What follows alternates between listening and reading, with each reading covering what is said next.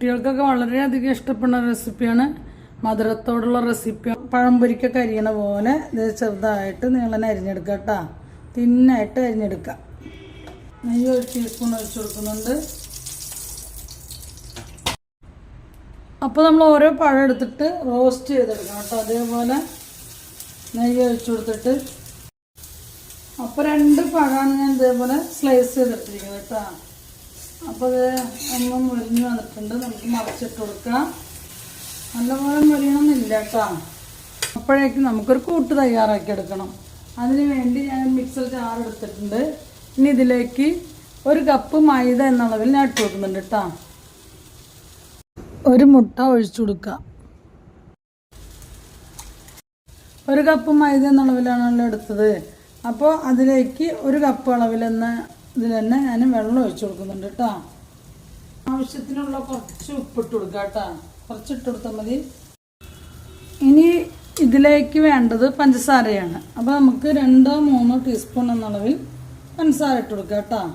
മധുരത്തിനനുസരിച്ച് ഇടാം. നമ്മളൊരു കോട്ടിങ് തയ്യാറാക്കാനാണ്. അപ്പോൾ അതിനൊരു മധുരം വേണം. അപ്പോൾ അതിന് വേണ്ടിയിട്ടാണ് അങ്ങനെ ചെയ്തത്.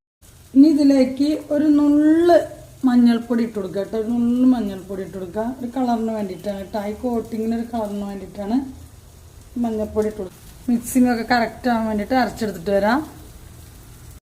അപ്പോൾ ഇതേപോലെ ഒന്ന് അരച്ചെടുത്തിട്ടുണ്ട് കേട്ടോ. നമ്മുടെ അടുപ്പ് കത്തിച്ച് നോൺ സ്റ്റിക്ക് പാൻ വെച്ച് കൊടുത്തിട്ടുണ്ട്.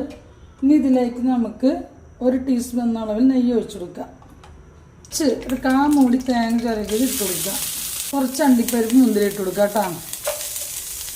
3 ടീസ്പൂൺ പഞ്ചസാര ഇട്ട് കൊടുക്കുന്നുണ്ട് കേട്ടോ. നമ്മളൊരു പാത്രത്തിലേക്ക് മാറ്റിയിട്ടുണ്ട്. തന്നെ നമുക്ക് ദോശ ചുട്ടെടുക്കാം.